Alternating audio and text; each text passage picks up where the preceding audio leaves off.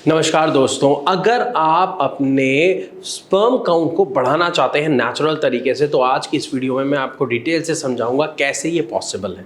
लेकिन सबसे पहले हमें एक बात समझनी पड़ेगी कि ये जो स्पर्म काउंट बढ़ाने का प्रोसेस है, असल में क्या ऐसा मेन पॉइंट है जिसकी वजह से आपका स्पर्म लो हो जाता है या जिसको ठीक करके स्पर्म काउंट को बढ़ाया जा सकता है। स्पर्म काउंट के लो होने के पीछे बहुत सारे कारणों को हम जान चुके हैं अपनी पिछली वीडियोस में, लेकिन आज जब मैं आपसे बात कर रहा हूं तो चाहे फिर वो आपको कोई प्रॉब्लम हो सकता है आपको वेरिकोसील हो, कोई चोट लग गई हो, किसी वजह से आपको हर्निया हो गया हो, इन वजह से भी आपका लो स्पर्म काउंट देखने को मिलता है।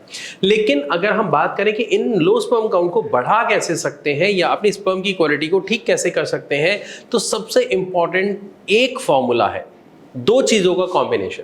First is your diet, second is your exercise. अगर आप इन दोनों का कॉम्बिनेशन सही तरीके से रेगुलर रखते हैं, आई अश्योर यू कि आप अपने स्पर्म काउंट को बढ़ता हुआ देख सकते हैं। इवन आप टेस्ट करा सकते हैं, रिपोर्ट में चेक कर सकते हैं। लेकिन इसके लिए आपको करना क्या होगा, डाइट में क्या खाना होगा। आप तो ऑलरेडी अभी काफी कुछ खा रहे होंगे। देखिए, एक होता है सब कुछ खा लेना या काफी कुछ खाना, एक होता है प्रॉपर रूटीन से सब कुछ खाना। जब भी आप अपने डाइट को शेड्यूल करते हो तो आपको उसका बेनिफिट काफी ज्यादा देखने को मिलता है। इसीलिए जब आप सुबह उठते हो एज अ ब्रेकफास्ट, आप सबसे पहले अवॉइड करें पराठे। सेकेंड चीज ब्रेड एंड बटर, क्योंकि ये ऑयली तली चीजें आपको बेनिफिट नहीं देती हैं। आपको बेनिफिट्स क्या देंगी, सुबह अगर आप नाश्ते में स्प्राउट्स खाते हो, आप भीगे हुए जितने भी ड्राई फ्रूट्स हैं उनको खाते हो, आप इवन किशमिश को भी अगर भिगो के खाते हो, तो ये आपको बहुत फायदा देती है। आपका ब्लड प्यूरिफाई करती है, आपका इम्यून सिस्टम स्ट्रांग करती है, आपके स्पर्म काउंट को बढ़ाने में बहुत ज़्यादा सहयोग करती है।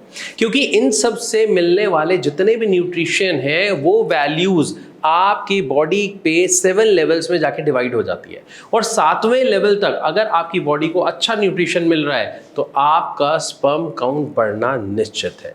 अब ये तो हमने जाना ब्रेकफास्ट के बारे में, ऐसे ही बाकी पूरे दिन में हमें क्या खाना है। ध्यान रहे, आप ब्रेकफास्ट के बाद जो आपको भूख लगना शुरू होती है, खास तौर पर 12-1 बजे के आसपास काफ़ी अच्छी भूख लगती है ज़्यादातर लोगों को। अगर वो ब्रेकफास्ट 9 बजे तक कर लेते हैं या उससे पहले कर लेते हैं, तो उस वक्त आपको क्या करना है, आपको दही छाछ का सेवन करना है और रेगुलर करना है, क्योंकि दही छाछ आपको बहुत फायदे देती है अगेन आपके स्पर्म काउंट को बढ़ाने में, उसकी प्रोडक्शन बहुत अच्छी करने में। इसी के साथ साथ अगर आप फ्रेश वेजिटेबल्स को एज अ सैलेड प्लेट भर के खाते हैं, बाउल भर के खाते हैं, तो ये आपको बहुत ज़्यादा बेनिफिट देने वाला है आपके डाइजेशन में सबसे पहले, और आपके बॉडी के सभी फंक्शंस को अच्छे तरीके से चलाने में। इनके साथ साथ आपको एक चीज़ का ध्यान रखना है, शाम के बाद यानी 3 या 4 बजे के बाद आपको दही का सेवन बिल्कुल नहीं करना है। फ्रूट्स आप जितने भी खाना चाहते हैं आप मॉर्निंग में खाइए। स्प्राउट्स खा रहे थे, किसी दिन स्प्राउट्स खाने का मन नहीं है, मॉर्निंग में फ्रूट्स खाइए। इवन अगर आप फ्रूट जूस लेना चाहते हैं तो ध्यान रहे कि जो आप जूस पीते हैं उसको जब आप छान लेते हैं तो उस जूस के पीने का कोई फायदा नहीं है, वो वेस्ट है, वो सिर्फ आप अपने मन को तसल्ली देने के लिए पी रहे हैं। आप उस जूस को रॉ पीजिए बिना छाने, क्योंकि बिना छाने क्या होगा, फाइबर उसके अंदर आएगा और उस फाइबर वाले जूस से आपको एक्चुअली बेनिफिट मिलेगा। और उस जूस में कुछ भी मीठा मसाला ऐड ना कराएं, क्योंकि उससे भी आपको जो फायदा मिलने वाला है वो कम हो जाता है। क्योंकि जब हम रॉ फ्रूट खाते हैं तो वो सबसे ज़्यादा बेनिफिशियल है, लेकिन कई लोगों को उसमें आलस आता है, टाइम लगता है, या आप उसको छीलेंगे फिर खाएंगे। आप इन सबसे बचना चाहते हैं तो आप जूस पी सकते हैं, लेकिन रॉ फॉर्म में यानी बिना छने। इसके बाद वापस आ जाते हैं आपके लंच के ऊपर। आप जब लंच करते हैं तो ध्यान रहे उसमें आप चपाती और राइस का अमाउंट कम कर दीजिए। एग्जाम्पल लेते हैं, अगर आप 5 to 6 चपाती खा रहे हैं तो आप सिर्फ 2 या 3 चपाती खाइए, लेकिन जितना आप कम रोटी और चावल को कर रहे हैं उतना ही बढ़ा दीजिए अपनी सब्जी को और दाल को, क्योंकि जब आप सब्जी और दाल की मात्रा बढ़ा देंगे, इससे पहले ऑलरेडी आपने सैलेड खाया है, तो आपकी बॉडी को फाइबर प्लस न्यूट्रिशन बहुत अच्छे अमाउंट में मिलने वाला है। और हम सब जानते हैं सर्दियों में हमारी भूख काफ़ी हद तक बढ़ जाती है, इसका भी फायदा आपकी बॉडी को बहुत अच्छे से मिलता है, और इसी वजह से सर्दियों में स्पर्म काउंट बढ़ाना बहुत ज़्यादा आसान आसान होता है।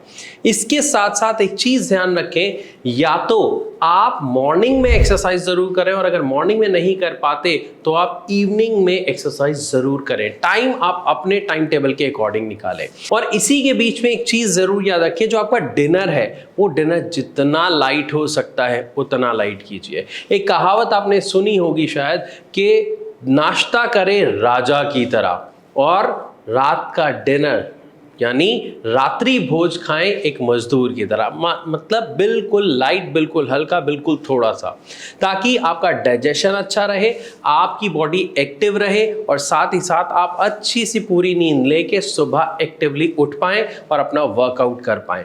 अगर आप ये शेड्यूल इस पूरी सर्दी में कंटिन्यू करते हैं तो आप देखेंगे आपका स्पर्म काउंट नेचुरली बहुत अच्छे से बढ़ जाएगा। और अगर ऐसा नहीं होता है तो ध्यान रहे, इसके पीछे पक्का कोई ना कोई ऐसा रीज़न है जिसके लिए आपको पता होना चाहिए। और अगर यहाँ पे कोई समस्या है, वेरिकोसील जैसी, हर्निया जैसी, तो वहाँ पर आपको एक सही ट्रीटमेंट की ज़रूरत है। अगर आपके मन में अभी भी कोई सवाल है तो आप अपना सवाल हम तक पहुँचा सकते हैं कमेंट के द्वारा, या नीचे दिए गए नंबर पर अभी कॉल करके भारत होम्योपैथी के डॉक्टर से बात कर सकते हैं। मैं आशा करता हूं ये वीडियो आपको अच्छी लगी होगी। अगर हाँ तो इसे लाइक जरूर करें। ऐसी और वीडियोस के लिए हमारे चैनल को सब्सक्राइब करना बिल्कुल ना भूलें।